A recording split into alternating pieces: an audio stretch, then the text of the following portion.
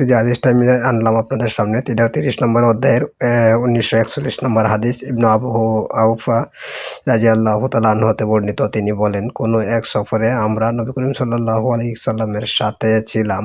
নবী সাল্লাল্লাহু আলাইহি ওয়াসাল্লামের ব্যক্তিগত অ্যা ব্যক্তিকে বললেন, এক ব্যক্তিকে, সরি, আল্লাহ রাসূল সাল্লাল্লাহু আলাইহি সাল্লাম এক ব্যক্তিকে বললেন, সাহরি হতে নেমে আমার জন্য ছাতু গুলিয়ে আনো। ঠিক আছে? অতএব সে বলল, আল্লাহ রাসূল, সূর্য এখনো অস্ত যায়নি। তিনি বললেন, সাহরি হতে নেমে আমার জন্য ছাতু গুলিয়ে আনো। অতএব আগের হাদিসটাই আপনারা বুঝতে পারতেছেন, আগের হাদিসটাই আরো ডিটেইলসে এখানে আসছে, বিস্তারিতভাবে বলা হয়েছে এখানে। তো বারবার এই কথাটা আসছে যে সূর্য এখনো ডুবেনি। তো আল্লাহ রাসূল বলতেছে যে তুমি নামো, নেমে আমার জন্য ছাতু রেডি করো। একসময় উনি কি করলেন, নেমে আসলেন। সে সাওরি হতে নেমে ছাতু গুলিয়ে আনলেন। তিনি তা পান করলেন এবং হাতের ইঙ্গিতে আল্লাহ রাসূল সাল্লাল্লাহু আলাইহি সাল্লাম বললেন, যখন দেখবে রাত একদিক হতে ঘনিয়ে আসছে তখন বুঝবে সোয়াম পালনকারী ব্যক্তির ইফতারের সময় হয়ে গেছে। তো এটা আরো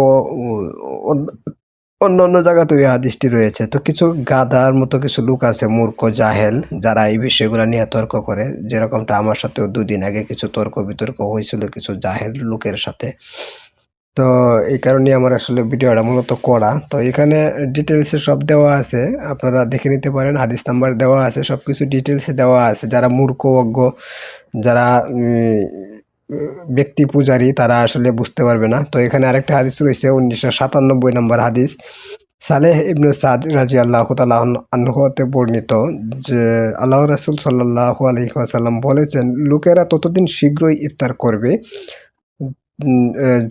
যতদিন শীঘ্রই ইফতার করবে ততদিনই তারা কল্যাণের উপরে থাকবে। এটা মুসলিমে আছে, আহমদে আছে, আধুনিক প্রকাশনী, ইসলামিক ফাউন্ডেশন ইত্যাদিতে এই হাদিসটি রয়েছে। তো এটার একটা সুন্দর ব্যাখ্যাও আছে নিচে। যারা হাদিস বিশারদ আছেন তারা এই হাদিসের সুন্দর একটি ব্যাখ্যা করেছেন যে হাদিসে জলদি ইফতার করার জন্য খুব তাগিদ। ঠিক আছে? এটা ব্যাখ্যাটা আবার নিচে দেওয়া আছে, সেই ব্যাখ্যাটা সহ আমি আপনাদেরকে তুলে ধরলাম। আপনারা এখানে দেখতে পারবেন স্পষ্ট ক্লিয়ার ভাবে। তো এখানে যে ব্যাখ্যাটি দেওয়া আছে সেটা হচ্ছে ইফতার করার জন্য খুব তাগিদ দেওয়া হয়েছে। এর অর্থ হচ্ছে যে সূর্য ডোবার সঙ্গে সঙ্গে ইফতার করতে হবে। ইফতার করার সময় সূর্যাস্ত দেখতে না পেলে পাওয়া গেলে সূর্যাস্তের সময়সূচি বাংলাদেশ আবহাওয়া অধিদপ্তর থেকে সংগ্রহ করা যায়। রেডিও ও টেলিভিশনে সূর্যাস্তের সময় ঘোষণা করা হয়।